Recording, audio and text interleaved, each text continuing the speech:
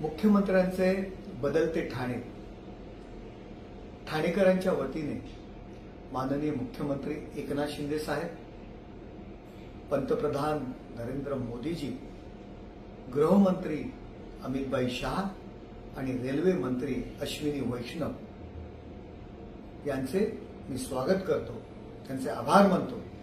ठाणेकरांकरता कालच्या झालेल्या कॅबिनेट बैठकीमध्ये ठाण्याच्या अंतर्गत मेट्रो करता 12,200 करोड रुपयाची भरीव तरतूद माननीय नरेंद्र मोदी साहेबांनी केलेली आहे। ठाणेकरांसाठी ही अनोखी भेट आहे।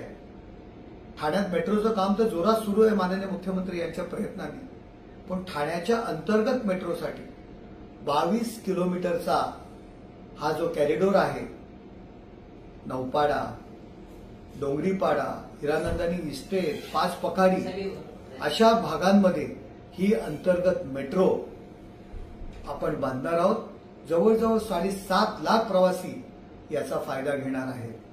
3 किलोमीटर भूमिगत ही मेट्रो असणार आहे आणि याकरता माननीय मुख्यमंत्री एकनाथ शिंदे साहेब यांनी प्रयत्न केले, पाठपुरावा केला आणि नरेंद्र मोदी साहेबांनी ती मंजूर केली आणि भरीव तरतूद केली।